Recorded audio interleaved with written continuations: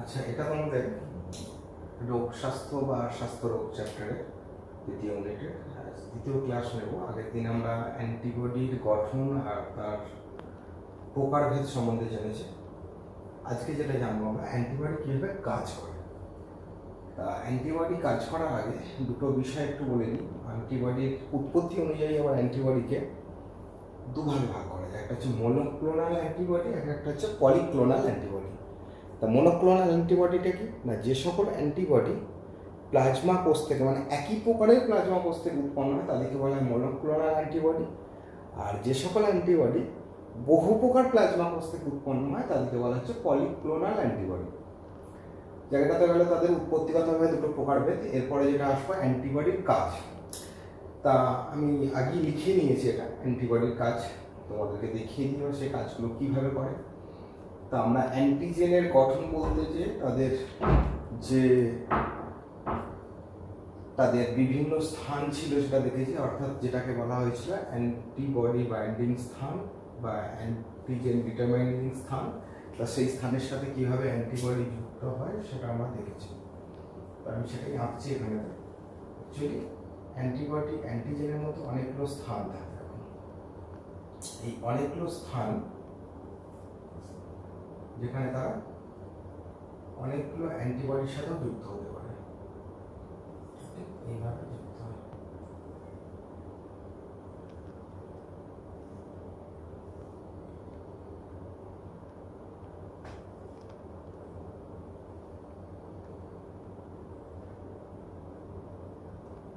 এভাবে যুক্ত হতে পারে। তা এই অ্যান্টিবডি তারা শরীরে উৎপন্ন হওয়ার পর, অর্থাৎ অ্যান্টিজেন প্রবেশ করলে অ্যান্টিবডি যে তৈরি হলো, তারা তৈরি হওয়ার পর কী কাজ করে। তা ফার্স্ট যেটা করে সেটা হচ্ছে প্রশমন, নেক্সট আসবো দলবদ্ধকরণ, অধক্ষেপণ, বিশ্লিষ্টকরণ, অপসোনাইজেশন অ্যান্ড কমপ্লিমেন্ট সক্রিয়করণ। তা এই 6টা পদ্ধতিতে তারা শরীরে আমাদের কাজ করে। ফার্স্ট যেটা কি করে না, প্রশমন অর্থাৎ নিউট্রিলাইজেশন। অর্থাৎ শরীরে যখনই কোনো অ্যান্টিবডি উৎপন্ন হয়, শরীরে যে অ্যান্টিজেনগুলো থাকে সেই অ্যান্টিজেনের বিষক্রিয়াগুলোকে তাদেরকে কি করে, নিউট্রিলাইজ করে, অর্থাৎ তাদের বিষক্রিয়ার হারটাকে কমিয়ে দেয় এবং ধ্বংস করে দেয়, দিয়ে তাদেরকে নিউট্রিলাইজ করে দেয়, অর্থাৎ শরীরের ক্ষতিকারক প্রভাব থেকে প্রশমন পদ্ধতিতে তাদেরকে নষ্ট করে দেয়। তা এই কাজটা সাধারণত করে থাকে আইজিজি, অর্থাৎ যাদেরকে ম্যাটারনাল অ্যান্টিবডি বলা হয়। আইজিজি সাধারণত এই ধরনের প্রশমনকরণ কাজটা করে থাকে। এরপরে চলে আসবো যেটা দলবদ্ধকরণ, সেটা আইজিজি এবং আইজিএ এই কাজটা করে। তা দলবদ্ধ করার জন্য কি করে না, তারা যে সকল অ্যান্টিজেনগুলো আছে বা ক্ষতিকারক বস্তুগুলো, যেমন ভাইরাস, ব্যাকটেরিয়া শরীরে যেগুলো প্রবেশ করে, তাদেরকে একত্রে এক জায়গায় নিয়ে এসে তাদেরকে অ্যাগ্লুটিনাইজেশন করে, অর্থাৎ এক কাছে জড়ো করে দেয়। তা এক কাছে জড়ো করে দিলে কি হবে, তাদেরকে শরীরে বিভিন্ন স্থানে ছড়িয়ে থাকতে দেবে না, এক কাছে নিয়ে চলে আসবে।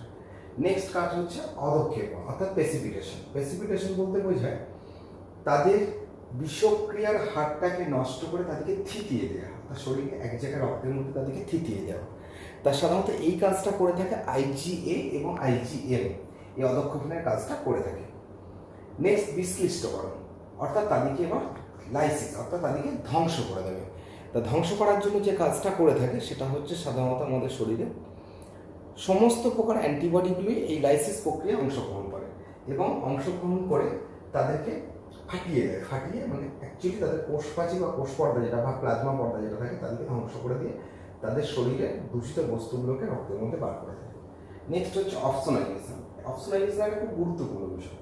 বিষয়টা হচ্ছে কি না, যখন শরীরের মধ্যে ওই অ্যান্টিজেনগুলো শরীরে প্রবেশ করে তাদেরকে উপাদেয় করে তোলে, অর্থাৎ এক কথায় শরীরের জন্য, মানে তাদের গৃহীত হওয়ার জন্য, অর্থাৎ যখন ফ্যাগোসাইটিস পদ্ধতি গ্রহণ করবে সে অপশনাইজ করে তাদেরকে শরীরে প্রবেশ করে যেতে সাহায্য করে।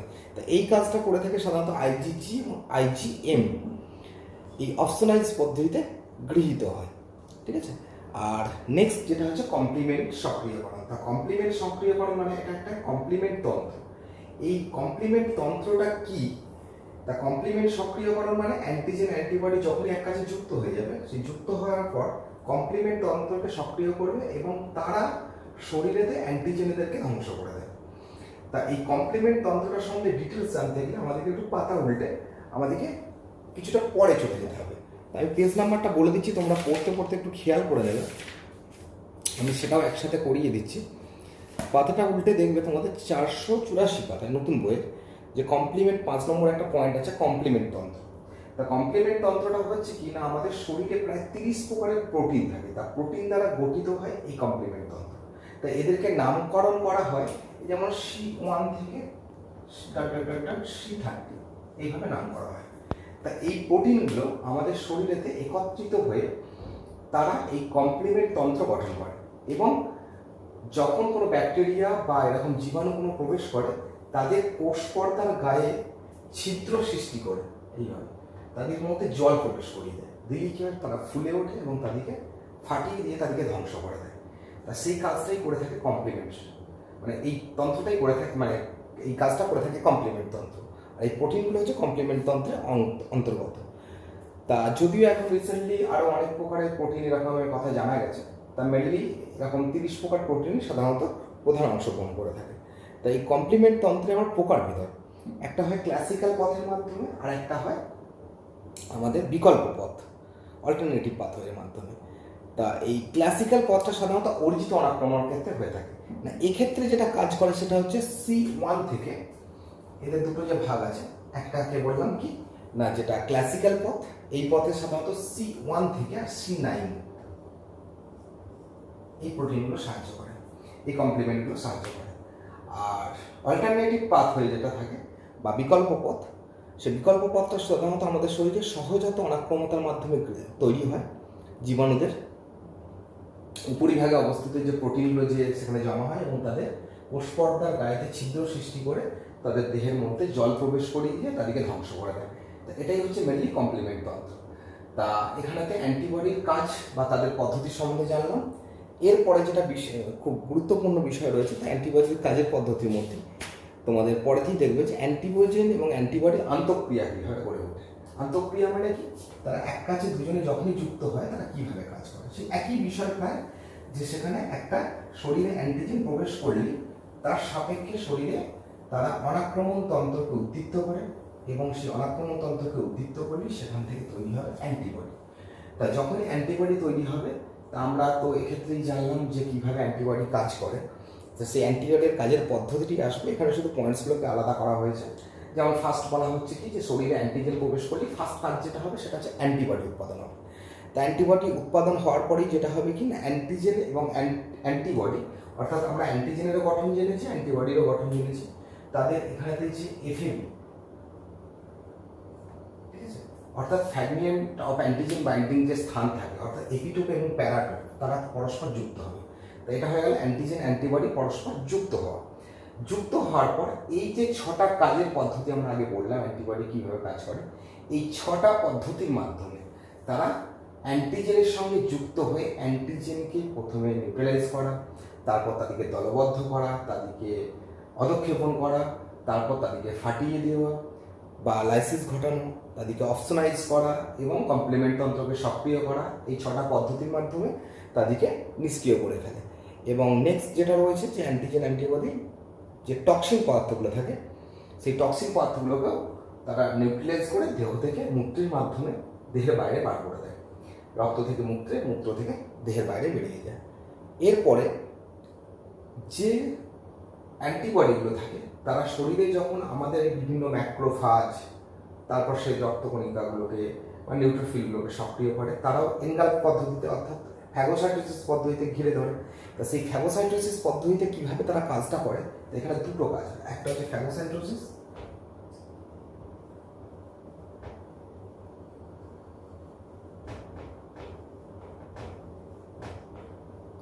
আর একটা হচ্ছে ডায়াবেটিস। দুটো টার্মই আমরা আগে শুনেছি, আমরা 11 চ্যাপ্টারে পড়তে যাই। ডায়াবেটিস এইগুলো নিয়ে আমি একটু বলে দিই। তা এই ফ্যাগোসাইটোসিস পদ্ধতিতে কী করে না, ফ্যাগোসাইটোসিস পদ্ধতিতে অর্থাৎ যখন কোনো রোগ জীবাণু শ্বেত রক্তকণিকার গায়েতে আসে, অর্থাৎ তারা সেই রোগ জীবাণুর কাছে পৌঁছে যায়, যে তাদেরকে কী করে না কোষ পর্দার মাধ্যমে তারা দেহের মধ্যে ফ্যাগোসাইটিক গহ্বর তৈরি করে, ফ্যাগোসাইটোসিস পদ্ধতিতে দেহের মধ্যে গিলে নেয় বা এনগাল্ফ করে নেয়, নিয়ে তাদেরকে পাচিত করে তাদেরকে ধ্বংস করে দেয়, দিয়ে বিশ্লিষ্ট করে বার করে দেয়। এটা গেল ফ্যাগোসাইটোসিস পদ্ধতিতে, এগুলো সে রক্তকণিকাগুলো করে থাকে কাজটা বা ম্যাক্রোফাজ। ডায়াবেটিস কী করে না, যখন কোনো রক্তবাহের গাত্রদেশে কোনো রোগ জীবাণু এসে পৌঁছায় তখনই কী করে না, এই রক্তবাহের প্রাচীর ভেদ করে সে রক্তকণিকারা বাইরে বেরিয়ে আসে, এসে কী করে না এই রোগ জীবাণু গাত্রদেশের বাইরের দিকে তারা কী করে তাদেরকে ঘিরে ধরে তাদেরকে ধ্বংস করে দেয়। এই পদ্ধতির নাম হচ্ছে ডায়াবেটিস। তাহলে কীভাবে অ্যান্টিজেন এবং অ্যান্টিবডি আন্তঃক্রিয়া করে এবং অ্যান্টিবডির কাজ আমরা সেই সম্বন্ধে জানলাম। এরপরে যেটা নেক্সট চলে আসবো খুব গুরুত্বপূর্ণ জায়গা, যে আমাদের শরীরে যে অনাক্রম্যতা গড়ে ওঠে, সেই অনাক্রম্যতা গড়ে ওঠার অনেক পদ্ধতি রয়েছে, মানে সেই অনাক্রম্যতার অনেক ভাগ হয়। এক কথায় ইমিউনিটি কাকে বলে প্রথম ক্লাসে আমরা একটু বলেছি, যে অর্থাৎ শরীরে রোগ জীবাণু প্রবেশ করার ফলে তাদের বিরুদ্ধে যে প্রতিরক্ষা ব্যবস্থা গড়ে তোলে তাদেরকেই বলা হচ্ছে আমাদের ইমিউনিটি বা ইমিউনিটি পাওয়ার বলি আমরা, বা অনাক্রম্যতা বলি। তা এই ইমিউনিটিকে তোমাদের বই অনুযায়ী দেখবে অনেকভাবে ভাগ করা আছে। তা আমি এখানে একটা ভাগ তোমাদেরকে করাচ্ছি। তা তোমাদের যে নোটটা আমি দিয়েছি সেই নোটেতেও দেখবে এই পদ্ধতি ভাগটা করা আছে। তার চেষ্টা করবে এই পদ্ধতি ভাগটা করা, তাহলে কমপ্লিকেটেড হবে না। নাহলে কী হবে, বইয়ে তো অনেক সময় মাঝখানে অনেক কিছু জিনিস ঢুকিয়ে দেওয়া হয়েছে, ফলে তোমরা অনাক্রম্যতার ভাগ করতে গেলে তোমাদের মনে হয় একটা খুব লেন্দি বিষয়। এই লেন্দি বিষয়টাকে লিখবে কীভাবে, লিখতেও পারবে না, বুঝতেও অসুবিধা হবে। তা সেই জন্য আমি এদেরকে একটা ছকের সাহায্যে দেখিয়ে দিচ্ছি, তারপর তাদের সঙ্গে একটু ডিসকাশন করে দিচ্ছি। তা অনাক্রম্যতাকে সাধারণত আমরা দুভাগে ভাগ করি। এই অনাক্রম্যতাকে যে দুভাগে ভাগ করা হয় সেটা কি, এক নম্বরকে বলা হচ্ছে সহজাত অনাক্রম্যতা,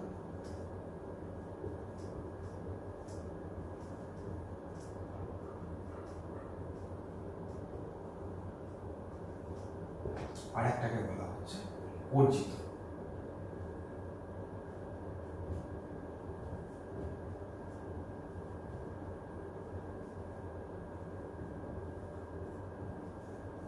সহজাত অনাক্রম্যতা আমার দুটো ভাগ, একটাকে বলা হচ্ছে বস্তু নির্দিষ্ট,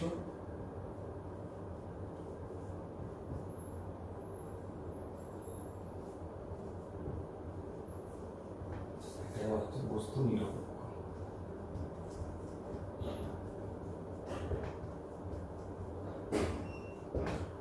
দুটো ভাগে ভাগ করা হয়। অর্জিত অনাক্রম্যতার দুটো ভাগ হয়, একটাকে বলা হচ্ছে সক্রিয়,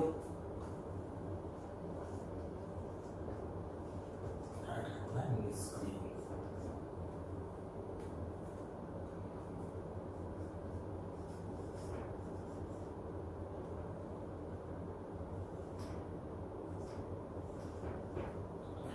সক্রিয় অনাক্রম্যতার আবার দুটো ভাগ, প্রাকৃতিক আর কৃত্রিম।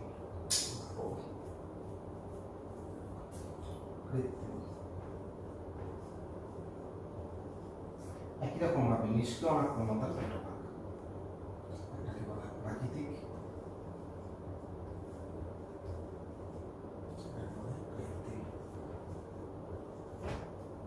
দুটো ভাগে, একেও দুটো ভাগে ভাগ করা হচ্ছে, এটাকেও দুটো ভাগে ভাগ করা হচ্ছে। তা আমি এটা নিয়ে আজকে ডিসকাশন করবো, এটা খুব লেন্দি একটু জায়গা, কিন্তু তোমাদেরকে ছকের আকারে খুব সোজাভাবে কীভাবে করা যায় সেটা আমি দেখিয়ে দিচ্ছি। তা দেখো, সহজাত কথার অর্থই হচ্ছে জন্মগত, অর্থাৎ আমরা জন্মগতভাবে যে অনাক্রম্যতা জন্মের সাথে সাথেই পেয়ে যাই তাকে বলা হচ্ছে সহজাত অনাক্রম্যতা। তা আমরা জন্মের সাথে সাথেই অনেক ধরনের রোগের ক্ষেত্রে দেখবে যে অনেক সময় তোমরা বন্ধুরা অনেক সময় বৃষ্টিতে ভিজলে কারোর ক্ষেত্রে দেখবে একজনের জ্বর হয়ে গেল, বাকি কারোর কিছু হলো না। তা অনেক সময় দেখা যায় যে জন্মগতভাবেই যারা এই ধরনের অনাক্রম্যতায় শরীর থেকে পেয়ে যায় বা মাতৃদেহ থেকেই পেয়ে যায়, তাদের ক্ষেত্রে অ্যাকচুয়ালি কী হয় না, তারা কিন্তু এই ধরনের রোগের বিরুদ্ধে নিজে নিজেই অনাক্রম্যতা গড়ে তুলতে পারে। কিন্তু যাদের ক্ষেত্রে এই ধরনের অনাক্রম্যতা কম থাকে তারা কিন্তু সহজাত অনাক্রম্যতা না পাওয়ার কারণে এই ধরনের রোগে ভুগতে থাকে। তা এই সহজাত অনাক্রম্যতাকে যে ভাগ করা আছে বস্তু নির্দিষ্ট আর বস্তু নিরপেক্ষ, অর্থাৎ পার্টিকুলারলি কোনো একটা রোগের বিরুদ্ধে যখন আমাদের দেহ প্রতিরক্ষা ব্যবস্থা গড়ে তোলে তখন তাকে বলা হচ্ছে বস্তু নির্দিষ্ট। তা এখানে একটা রোগের কথা বলবো, যে রোগটা হচ্ছে সাধারণত কুকুরদের ক্ষেত্রে দেখা যায়। তা কুকুরদের কথা কেন বলছি সেটা বলছি। তা কুকুরদের একটা রোগ হয় যেমন ডিস্টেম্পার রোগ। তা দেখা যায় যে ম্যাক্সিমাম কুকুর কিন্তু এই রোগে মারা যায়। এই রোগটার ক্ষেত্রে কী হয়, যে কিছু বয়স হলেই দেখা যায় তারা খাওয়া বন্ধ করে দেয়, চিমুতে থাকে, লোমটোম উঠে যায়, দিয়ে মারা যায়। কিন্তু মানুষ এই রোগে কখনোই ভোগে না। তার কারণটা হচ্ছে মানুষ জন্মসূত্রেই এই রোগের বিরুদ্ধে প্রতিরোধ ব্যবস্থা প্রত্যেকেই পেয়ে গেছে, যে কারণে পার্টিকুলারলি এই রোগের বিরুদ্ধে মানুষের কোনো কিছু হয় না। নেক্সট যেটা আছে বস্তু নিরপেক্ষ। তা বস্তু নিরপেক্ষ মানে কি, পার্টিকুলারলি কোনো রোগ নয়, যেমন বললাম জ্বর, সর্দি, কিছু আমাদের ভাইরাল ফিভার থাকে, যে রোগগুলো আপনি দেখবে 3-4 দিন শরীরে থাকে, আমরা ওষুধ খেলেও সেই 3-4 দিন ভুগতে হয়, না খেলেও তারা সেই 3-4 দিন পরে শরীর থেকে বেরিয়ে যায়। তা এই সকল রোগের বিরুদ্ধে, হাঁচি কাশি, এই সকল রোগের বিরুদ্ধে কিন্তু আমাদের এই বস্তু নিরপেক্ষ অনাক্রম্যতা আমরা সহজাতভাবেই পেয়ে থাকি। তা এটা তো গেলে সহজাত অনাক্রম্যতা দুটো ভাগ। অর্জিত অনাক্রম্যতাকে যে দুটো ভাগ করা হয়েছে, প্রধান গুরুত্বপূর্ণ একটা হচ্ছে সক্রিয়, নিষ্ক্রিয়। সক্রিয় মানে কি, যদি আমাদের শরীরে কোনো প্রাকৃতিকভাবে, শরীরের মধ্যেই যদি কোনোভাবে প্রাকৃতিকভাবে বা কৃত্রিমভাবে, প্রাকৃতিকভাবে বলবো আর কৃত্রিমভাবে, কারণ তার দুটো ভাগই আছে, তা শরীরের মধ্যেই যদি আমাদের অ্যান্টিবডিটা তৈরি হয়, অর্থাৎ এক কথায় শরীরে অ্যান্টিজেন প্রবেশ করার ফলে শরীর যদি নিজে থেকে অ্যান্টিবডিটা তৈরি করে, তখন তাকে বলা হয় সক্রিয় অনাক্রম্যতা। নিষ্ক্রিয় অনাক্রম্যতা কি না, এক্ষেত্রে শরীর নিজে অ্যান্টিবডিটা তৈরি করে না, অ্যান্টিবডিটা বাইরে থেকে কৃত্রিমভাবে তৈরি করিয়ে শরীরে প্রবেশ করানো হয়, তাকে বলা হচ্ছে নিষ্ক্রিয় অনাক্রম্যতা। এই জন্য সক্রিয় অনাক্রম্যতা, নিষ্ক্রিয় অনাক্রম্যতা পার্থক্যটা খুব ইম্পর্টেন্ট এটা, এবং খুব গুরুত্বপূর্ণভাবেই এটা পড়ে। তা যাই হোক, এদের মধ্যে আমি চলে আসি যে প্রাকৃতিক। তাহলে আমরা এটাকে কিভাবে বলবো, যে প্রাকৃতিক সক্রিয় অর্জিত অনাক্রম্যতা, বা এটাকে বলা হয় এইভাবে সক্রিয় প্রাকৃতিক অর্জিত অনাক্রম্যতা, বা এটাকে বলা হয় এইভাবে সক্রিয় কৃত্রিম অর্জিত অনাক্রম্যতা। তা প্রাকৃতিকের ক্ষেত্রে কি হয়, আমাদের শরীরে যেমন কিছু রোগ থাকে, যেমন আমাদের হাম, মিলমিলে, পক্স, স্বাভাবিকভাবে দেখা যায় যে একবার হলে দ্বিতীয়বার আর হতে দেখা যায় না। তার কারণটা কি না, এক্ষেত্রে আমাদের শরীরে যখন ভাইরাসটা প্রবেশ করে, এই ভাইরাসগুলো প্রবেশ করার পর শরীরে নিজে থেকেই একটা নির্দিষ্ট সময় পর এই অ্যান্টিবডিগুলো তৈরি হয়ে যায়, এবং তৈরি হয়ে যাওয়ার পর এটা সারা জীবন শরীরে আমাদের শরীরে থেকে যায়, এবং দ্বিতীয়বার কখনোই এই ভাইরাসটা আমাদের শরীরে প্রবেশ করতে চায় না, তখন আর তারা প্রবেশ করতে পারে না বা রোগ সৃষ্টি করতে পারে না। তা সেই জন্য এদের নাম দেওয়া হয়েছে যে প্রাকৃতিকভাবে আমাদের শরীরেই ভাইরাসটা প্রবেশ করে এবং প্রাকৃতিকভাবেই অ্যান্টিবডিটা তৈরি হয়, সেই জন্য এটাকে নাম দেওয়া হয়েছে মানে সক্রিয় প্রাকৃতিক অর্জিত অনাক্রম্যতা। ঠিক একই রকমভাবে কৃত্রিমটা কীরকম, যেমন টিকা বা আমরা যে অ্যান্টিবায়োটিক ওষুধগুলো খাই, সেক্ষেত্রে কী হয় না, আমাদের শরীরের টিকাকরণের মাধ্যমে আগাম রোগের বিরুদ্ধে অ্যান্টিজেন প্রবেশ করে দেওয়া হচ্ছে। টিকা মানেই হচ্ছে কোনো ভাইরাস বা ব্যাকটেরিয়া বা কোনো বিজাতীয় বস্তু, টক্সিন বস্তু, সেটা নিষ্ক্রিয় অবস্থায় শরীরে প্রবেশ করিয়ে দিয়ে অ্যান্টিবডি উৎপাদন করা হয় শরীরের দ্বারা, দিয়ে রোগের বিরুদ্ধে প্রতিরোধ ব্যবস্থা গড়ে তোলা হয়, সেটা হচ্ছে কৃত্রিম। নেক্সট চলে আসবে যেটা নিষ্ক্রিয়, কিন্তু এক্ষেত্রে মাথায় রাখবে যে এক্ষেত্রে কিন্তু আমাদের অ্যান্টিবডিগুলো শরীরের বাইরে থেকে শরীরে সাপ্লাই করা হয়। কীভাবে, যেমন তার মধ্যেই আসবো প্রাকৃতিক। তাহলে এরও আবার প্রাকৃতিক কীভাবে হয় না, প্রাকৃতিক মানে শিশু জন্মের পর প্রথম জন্মের সাথে সাথে যে মাতৃদুগ্ধ পান করে তাকে বলা হয় কলোস্ট্রাম। তা এই কলোস্ট্রাম পান করার সাথে সাথে এতে হিউজ পরিমাণে অ্যান্টিজেন, আইজিজি, কিছু থাকে আইজিএ, ঠিক আছে, তা আমাদের শরীরে প্রবেশ করে যায়, মানব শরীরে বা আমাদের সন্তানের শরীরে। তা সেক্ষেত্রে কী হয় না, তখন তারা প্রাকৃতিকভাবে এই অনাক্রম্যতাটা পেয়ে যায় সন্তান। সেই জন্য শিশুর ক্ষেত্রে বলা হয় যে 6 মাস তাদের ব্রেস্ট মিল্ক একদম অপরিহার্য, তার কারণ তারা মাতৃদেহ থেকে তৈরি অ্যান্টিবডিটা একদম ডাইরেক্টলি পায়। সেই জন্য আমরা অনেক সময় বলে থাকি, এগুলো প্রচলিত কথা, যদিও রিলেটেড নয় তবু বলছি, যে অনেক সময় বলে থাকি যে কে কত মায়ের দুধ খেয়েছিস, অর্থাৎ এক্ষেত্রে দেখা হয় যে কার ইমিউনিটি পাওয়ার কত বেশি, অর্থাৎ মাতৃযুক্ত পানির সঙ্গে এটা একটা গুরুত্বপূর্ণ সম্পর্ক। নেক্সট যেটা আছে কৃত্রিম, এটা একটা খুব গুরুত্বপূর্ণ বিষয়। আমাদের যে এভিএস হয়, অর্থাৎ সাপে কামড়ালে যে অ্যান্টিভেনাম সিরাম দেওয়া হয়, অর্থাৎ এভিএস টিকা। এই এভিএস টিকা তৈরি করা হয় কিভাবে না, ঘোড়া, গাধা, এই ধরনের কিছু প্রাণী আছে, যে সকল প্রাণীরা কিন্তু কখনোই আমরা শুনি না যে সাপে কামড়ে মারা গেছে, অর্থাৎ তাদের শরীরে এই বিষ প্রবেশ করলেও তারা কিন্তু এর বিরুদ্ধে অনাক্রম্যতা নিজে থেকে তৈরি করতে সক্ষম, কিন্তু মানুষ সেটা পারে না। সেই জন্য মানুষ কী করে, যেহেতু তারা বুদ্ধিমান প্রাণী, তারা কৃত্রিমভাবে ঘোড়া, গাধা প্রভৃতি প্রাণীর দেহে সাপের বিষ প্রয়োগ করে তাদের দেহ থেকে অ্যান্টিবডিকে কালেক্ট করে নিয়ে তারা অ্যাম্পুলে ভরে রাখা হয়। যে কারণেই বলা হয় যে কোন সাপে কামড়েছে, কোন ধরনের বিষ, তাহলে সেই বিষের বিরুদ্ধে সেইভাবে এভিএস টিকা দেওয়া যায়। তা এটাই হচ্ছে এই জন্য কৃত্রিম, অর্থাৎ কৃত্রিমভাবে শরীরে তৈরি করে অন্য প্রাণীর দেহ থেকে রেখে দেওয়া হয়। তা এটা গেলে তো হচ্ছে আমাদের অনাক্রমতার টোটাল পদ্ধতি। তা এটার ডিটেলস তোমাদের নোটে দেওয়া আছে, ওখান থেকে এটা মুখস্থ করে নেবে। কারণ এটা টোটালটা একটা পরে 3 নম্বরের হচ্ছে অনাক্রমতার প্রকারভেদগুলি উল্লেখ করো এবং বর্ণনা করো। তা এর সাথে সাথেই রিলেটেড কিছু টার্ম চলে আসবে, যে আমরা আগেও জেনেছি যে আমরা অ্যান্টিবডি যেটাকে ভাগ করা হয়েছে, অর্থাৎ লিম্ফোসাইট সেলকে আমরা যে দুটো আগে উৎপত্তিগতভাবে ভাগ করেছিলাম, বি লিম্ফোসাইট আর টি লিম্ফোসাইট, তাদের সম্বন্ধেই জানবো। আচ্ছা, এখানে আর একটা পার্থক্যের কথা আমি একটু বলে দিই তোমাদের। অ্যান্টিজেন অ্যান্টিবডির পার্থক্যটা খুব গুরুত্বপূর্ণ। এই পার্থক্যটা কিন্তু ডিটেলস তোমরা পড়ে রাখবে কিন্তু, ঠিক আছে? তা এরপরে আমি যেটা আসবো, খুব গুরুত্বপূর্ণ জায়গা আমাদের, একটা হচ্ছে রসভিত্তিক অনাক্রম্যতা, একটা কোষভিত্তিক অনাক্রম্যতা।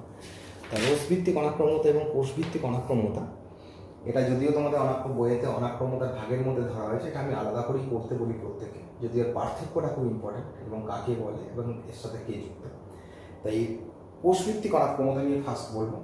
অর্থাৎ শরীরে বিভিন্ন প্রকার যে কোষের নামগুলো আমরা জেনেছি, যে কোষগুলো আমাদের অনাক্রম্যতার সাথে যুক্ত, তা সেই কোষগুলো থেকেই প্রধানত যেটা তৈরি হয় সেটাকে বলা হচ্ছে, তাহলে এখানেতে কোষভিত্তিক অনাক্রম্যতাকে দুটো ভাগ করছি আমরা।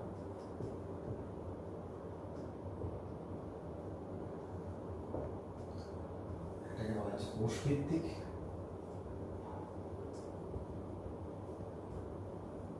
এটাকে বলা হচ্ছে রসভিত্তিক।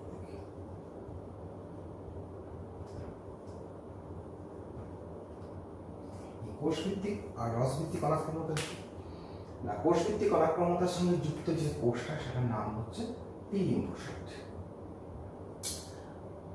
আর রসভিত্তিকের সঙ্গে যেটা হচ্ছে বি লিম্ফোসাইট।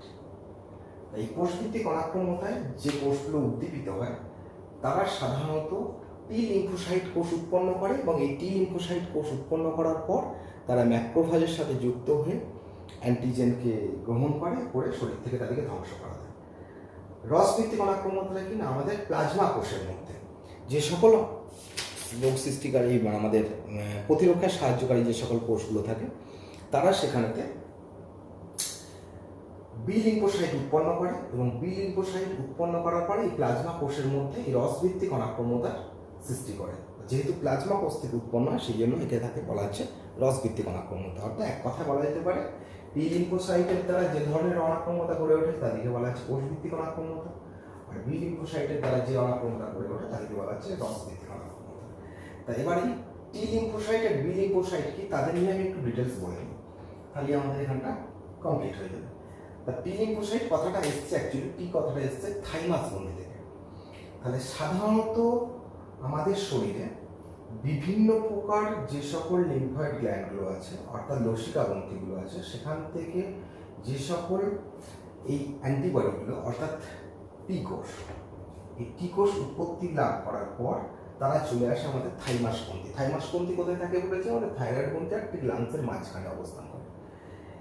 এই গ্রন্থিতে আসার পরে তারা এখানেতে পরিণতি লাভ করে এবং কোষভিত্তিক অনাক্রম্যতায় সাহায্য করে, সেই জন্যই তাদের নাম হচ্ছে টি লিম্ফোসাইট।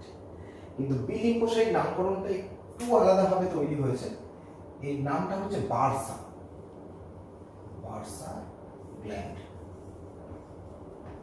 এই বার্সা গ্ল্যান্ডটা কোথায় থাকে, অ্যাকচুয়ালি পাখিদের লেজের কাছে যেমন তৈলগ্রন্থি থাকে, সেখানে একটা গ্রন্থি আছে যেটাকে বলা হচ্ছে আমাদের লিম্ফয়েড গ্ল্যান্ড, যেখানেতে এই বি লিম্ফোসাইট প্রথম আবিষ্কৃত হয় এবং যেখান থেকে বি লিম্ফোসাইটের সন্ধান পাওয়া যায় এবং তার থেকে নাম দেওয়া হয় বার্সা থেকে এসছে বি।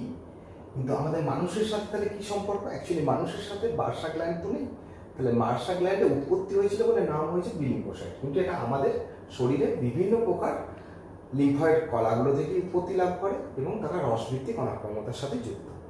তা এই টি লিম্ফোসাইট এর আবার প্রকারভেদ আছে, যেমন কি না টিএইচ। তোমাদের অ্যান্টিজেন অ্যান্টিবডির পার্থক্য আমি নোটে একটা দিয়ে রেখেছি, দেখবে সেখানেতে তাদের প্রকারভেদগুলো এখানে বলা আছে। তা তোমাদের বিভিন্ন বইয়েতে বিভিন্ন ধরনের এই টি লিম্ফোসাইটের প্রকারভেদ ধরা হয়। তা তবু আমি যেটা করার চেষ্টা করবে এইটাই মেনটেন করার। তো এখানে যেমন TH, TC, PS,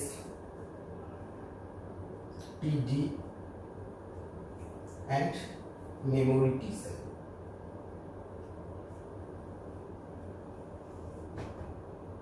memory T কোষ, এই 5 প্রকারের সাধারণত টি লিম্ফোসাইট পাওয়া যায়। তো এদের একটা ফুল ফর্ম আছে PH, এটা খুব গুরুত্বপূর্ণ। অ্যাকচুয়ালি এই টি লিম্ফোসাইটের যে প্রকারভেদ আছে, অর্থাৎ এটাকে বলা হয় এইচ কথাটা হচ্ছে হেল্পার, অর্থাৎ হেল্পার টি কোষ। না, এরা শরীরে সাধারণত যেটা তৈরি করে, উৎপন্ন করে লিম্ফোকাইন। এই লিম্ফোকাইন খুব গুরুত্বপূর্ণ একটা বিষয়, আমি এখানে রিলেটেড একটু বলবো। তো তোমাদের রিসেন্টলি সারা ভারতবর্ষ কেন সারা ওয়ার্ল্ড যে রোগটায় থরথর করে কাঁপছে, যেটা হচ্ছে আমাদের করোনা ভাইরাস অর্থাৎ কোভিড-19 ভাইরাস। তা সাধারণত এই কোভিড-19 ভাইরাস আমাদের শরীরে প্রবেশ করার পর যে পদার্থটা উৎপন্ন করছে, যেটার নাম হচ্ছে লিম্ফোকাইন, যে পদার্থটা অ্যাকচুয়ালি আমাদের শরীর কিন্তু এই ভাইরাসের বিরুদ্ধে প্রতিরোধ ব্যবস্থা উৎপন্ন করছে, কিন্তু উৎপন্ন করলেও তাহলে আমরা এই ভাইরাসের থেকে রক্ষা পাচ্ছি না কেন? তার কারণটা হচ্ছে এই লিম্ফোকাইনের আবার প্রকারভেদ। সাধারণত আমি জার্নাল থেকে যেটুকু পড়লাম যে এই লিম্ফোকাইন 6 বলে যে পদার্থটা উৎপন্ন হচ্ছে, সেই পদার্থটা অনেক সময় আমাদের শরীরে আবার এন্ডোজেনাস অ্যান্টিজেন রূপে মাল্টি অর্গান ফেলিওর করে দিচ্ছে। অর্থাৎ ভাইরাস প্রতিরোধী পদার্থ শরীরে প্রবেশ করলে দু ধরনের উৎপন্ন, একটাকে বলা হচ্ছে ইন্টারফেরন আর একটাকে বলা হয় লিম্ফোকাইন। তা সাধারণত পিএইচ আমাদের শরীরে এই লিম্ফোকাইন উৎপাদন করে, সেই জন্য এদের নাম হচ্ছে হেল্পার টি কোষ। তাই লিম্ফোকাইন উৎপন্ন করার পর আমাদের শরীরে কিন্তু তারা প্রতিরক্ষা ব্যবস্থা গড়ে তোলে। যেমন এইডসের বিরুদ্ধে হেল্পার টি কোষ কাজ করে, ঠিক আছে? টি কোষগুলিকে ধ্বংস করে দেহ থেকে, মানে যেগুলো সাধারণত আমাদের ভাইরাস আক্রান্ত কোষ থাকে, সেখান থেকে এই ধরনের হেল্পার টি কোষ উৎপন্ন হয় লিম্ফোকাইন ক্ষরণ করে এবং প্রতিরোধ ব্যবস্থায় সাহায্য করে। আবার এদেরও আবার দুটো ভাগ থাকে, PH1 PH2 আবার ভাগ আছে, এদেরও বিভিন্ন প্রকারভেদ আছে, অত ডিটেলস না যাওয়াটাই ভালো। এরপরে যেটা আসবো সি, এটা সাইটোটক্সিক টি সেল।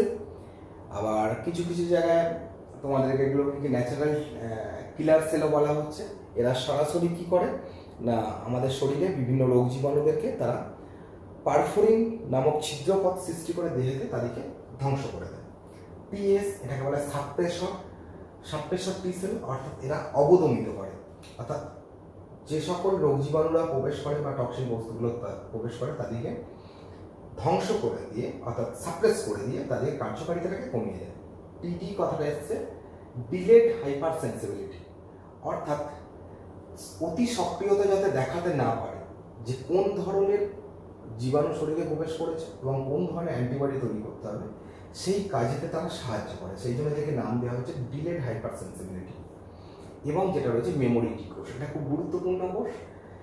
মেমোরি কথার অর্থই হচ্ছে স্মৃতি কোষ, স্মৃতি টি কোষ। অর্থাৎ আমাদের শরীরে যখনই কোনো কোনো রোগ হওয়ার পর যে অ্যান্টিবডিগুলো তৈরি হলো, তা এই ধরনের মেমোরি টি কোষ তৈরি হওয়ার পর আমাদের শরীরে থেকে যায়, এবং থেকে যাওয়ার পর দ্বিতীয়বার যখন ওই রোগটা আমাদের শরীরে প্রবেশ করে, তখনই সঙ্গে সঙ্গে তাদেরকে চিনে নিয়ে তাদের বিরুদ্ধে ব্যবস্থা নেওয়া। সেই জন্যই নাম দেওয়া হচ্ছে মেমোরি টি কোষ। ঠিক একই রকমভাবে বি লিম্ফোসাইটে দু প্রকারের হয়, একটা হচ্ছে প্লাজমা বি কোষ, অর্থাৎ যেহেতু রসভিত্তিক কণা ক্ষমতার সাথে যুক্ত সেহেতু প্লাজমায় অবস্থান করে, তাহলে প্লাজমা বি কোষ, আর একটা হচ্ছে মেমোরি বি কোষ।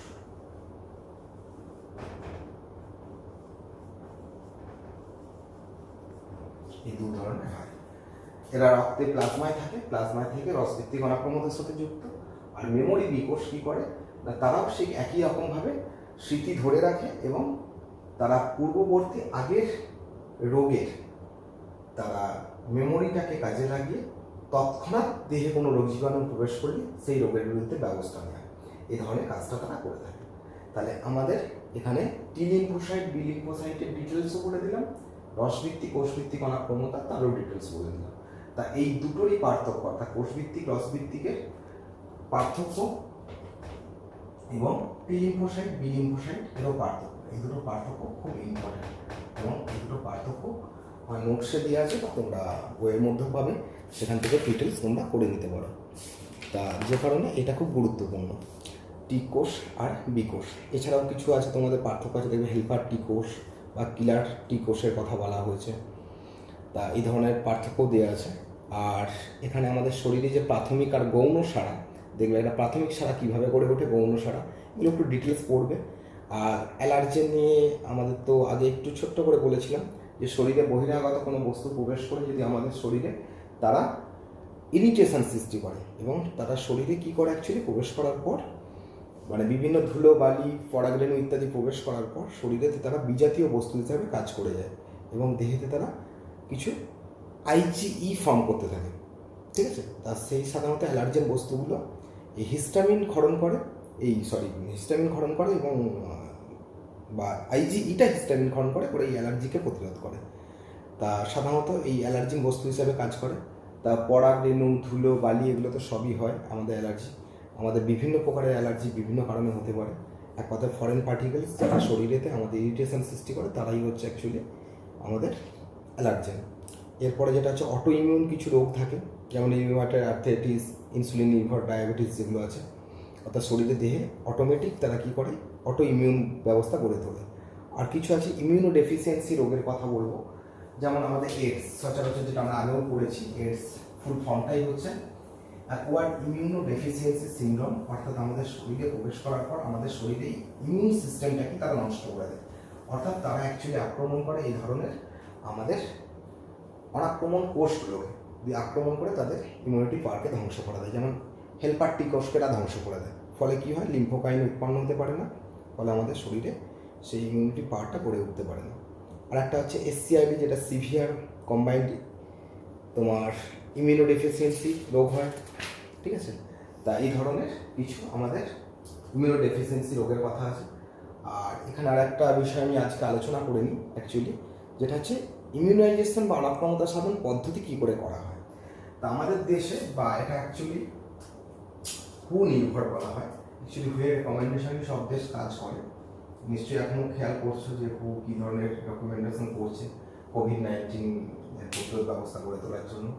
তা সারা ওয়ার্ল্ডের যেসব দেশ যারা হুয়ের রেকমেন্ডেশন নিয়ে চলে, তারা আগাম আমাদের দেশেতে শিশুদেরকে দেবে জন্মের সাথে সাথেই যে টিকাটা দেওয়া হয়, বিসিজি টিকা, তারপর দেখবে পোলিও টিকা, ওপিভি টিকা, এখন কন্টিনিউয়াসলি টিকাকরণ করা হয়।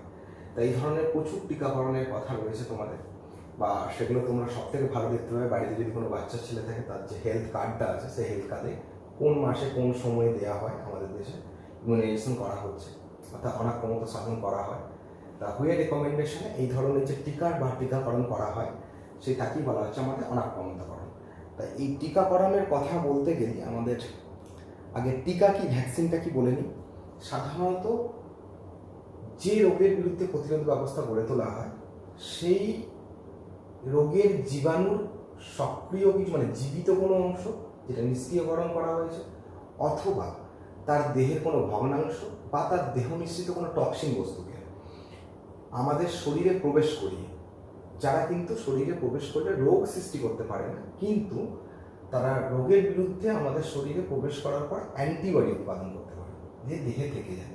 তা সেই ধরনের প্রক্রিয়া কি বা সেই পদ্ধতিগুলো কি বলা হচ্ছে টিকা, আর এই টিকা দানের পদ্ধতিকে বলা হচ্ছে টিকাকরণ পদ্ধতি। তা আমাদের দেশে দেখবে টিকাকরণ নিয়ে কিছু বলা হয়েছে, যে অ্যাকচুয়ালি টিকাকরণ বলতে গেলে অনেক সময় ভ্যাকসিনেশন অনেক পদ্ধতিতে করা হয়। যেমন কিছু কিছু ক্ষেত্রে জন্মের সাথে সাথে যে জন্মাচ্ছে তার একটা নির্দিষ্ট সময়তে দেওয়া হয়, আবার দেখবে সারা দেশব্যাপী একই সাথে আমাদের টিকাকরণ করা হচ্ছে। তা সেই টিকাকরণগুলো নিয়েও আলাদা আলাদা পদ্ধতি, মানে একই সাথে করা হবে, সারা দেশের সমস্ত শিশুকে একই দিনে খাওয়ানো হয়। তার সাধারণত এই ধরনের টিকাকরণও হয়ে থাকে, যেগুলোকে সাধারণত আমাদের অ্যাকচুয়ালি বলা হচ্ছে এগুলোকে, আচ্ছা টার্মটা আমি ভুলে গেছি, পরে মনে পড়লে আমি বলে দেবো। এটাকে বলা হয় অ্যাকচুয়ালি, ঠিক আছে পরে বলে দেবো আমি এটা। তা যাই হোক, তা আমাদের দেশে যে টিকাকরণ করা হয়, টিকাকরণ করার পর যেমন পোলিও রোগের বিরুদ্ধে ওপিভি টিকাকরণ করা হয়। এখানে কতগুলো টার্মের কথা বলছি, এগুলো বইয়ের রিলেটেড নয়, তবুও আমি বলে যাচ্ছি।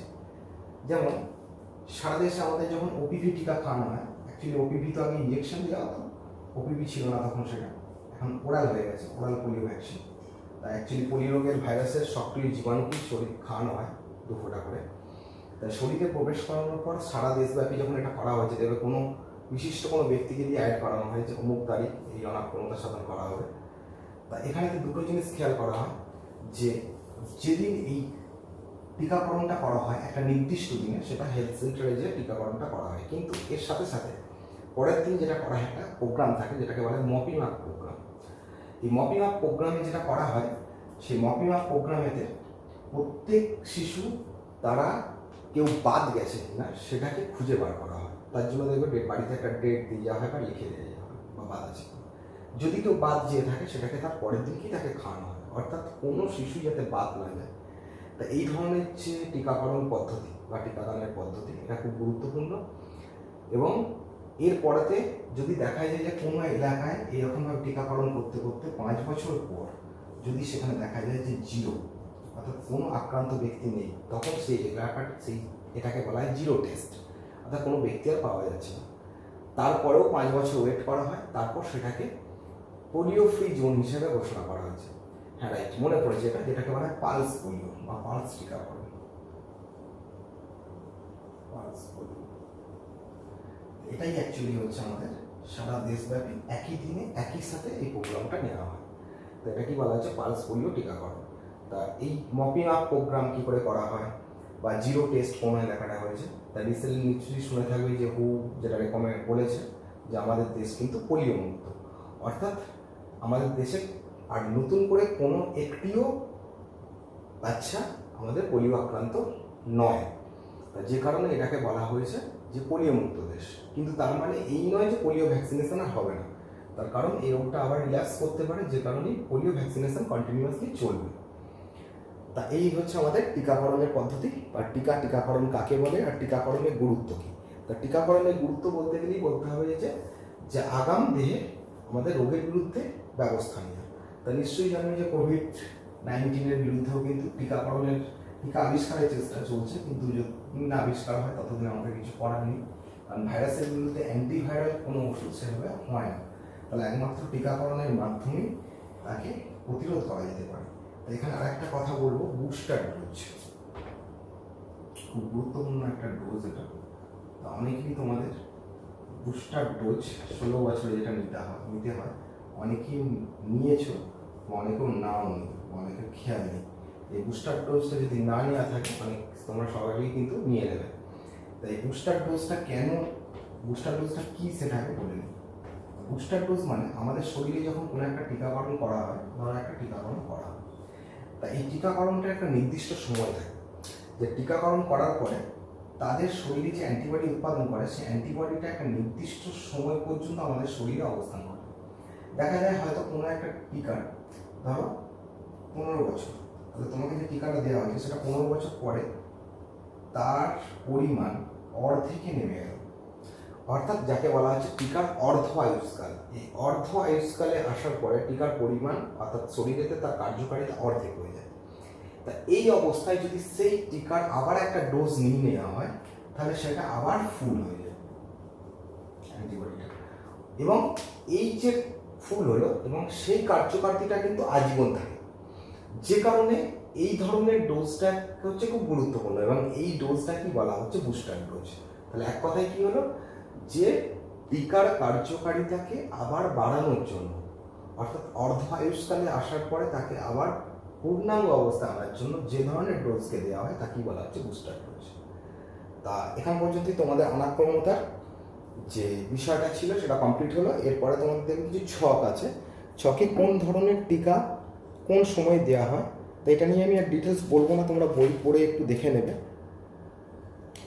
আর ভ্যাকসিন আবিষ্কার ইতিহাস আগেও পড়েছো, যে এডওয়ার্ড জেনার আমাদের প্রথম টিকা আবিষ্কার করেন গুটি বসন্তের বিরুদ্ধে 1796 খ্রিস্টাব্দে, এবং আজ পর্যন্ত কিন্তু একটা রোগী পৃথিবী থেকে নির্মূল হয়েছে টিকাকরণের মাধ্যমে, সেটা হচ্ছে গো বসন্ত, আর কোনোটাই হয়নি।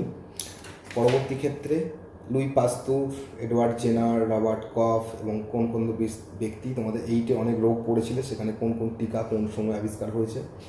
তা এখানেতে আমি একটা কথা বলবো, কিছু কিছু টিকা হয় যেমন টক্সাইড টিকা, ঠিক আছে, কোনোটা হয় তোমার ট্রিপল অ্যান্টিজেন, ডুয়েল অ্যান্টিজেন, এভাবে দেওয়া হয়। যেমন একটা বলি MMR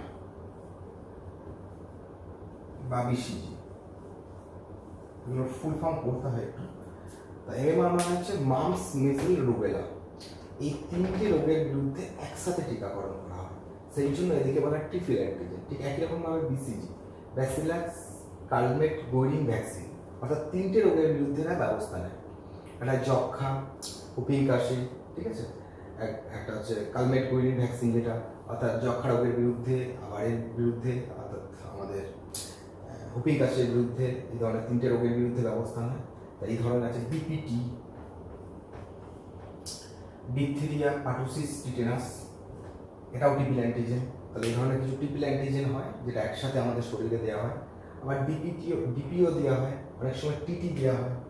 TT means tetanus toxoid, অর্থাৎ টিটেনাসের বিরুদ্ধে ব্যবস্থা নেওয়া হয়। তা আমরা অনেক সময় দেখবে যে কোনো জায়গায় কেটে গেলে সঙ্গে সঙ্গে টিটি ভ্যাকসিন নিই, যে 3 মাস পর্যন্ত থাকে বলি, কিন্তু আমাদের শরীরে আগে থেকেও টিটেনাস নিয়ে আছে, তা সত্ত্বেও টিটেনাস রোগের বিরুদ্ধে আমরা তাৎক্ষণিক হিসাবে শুধু টিটি টক্সাইড পাওয়া যায়, যেটাকে আমরা বলছি টিটেনাস ভ্যাকসিন। তো এই টিটেনাস ভ্যাকসিন আলাদা করেও নিতে বলা হয়। তা এই ধরনের ভ্যাকসিনেশনগুলোর নামগুলো একটু পূর্ণাঙ্গ নাম এবং তাদের কোন থেকে তৈরি করা হয়েছে এবং তাদের কোন বয়সে দেওয়া হয়, এগুলো একটু ডিটেলস দেখবে। যদিও সব তথ্য মিলবে না বিভিন্ন বইয়ের সাথে, আর আমাদের হেলথ সেক্টরের সাথে মিলবে না, তবু এগুলো একটু দেখে রাখবে। তা এখান পর্যন্ত আমাদের কমপ্লিট হয়ে গেল। এরপরে রোগ স্বাস্থ্য সম্পর্কে কিছু ধারণা আছে বা কিছু রোগের নিয়ে আমরা ক্লাস করবো। এটা আজ পর্যন্ত এখানেই কমপ্লিট করছি। আর এগুলোর মেটেরিয়ালস দেওয়া আছে, তোমরা সেগুলো কোশ্চেন ধরে রেডি করে নেবে।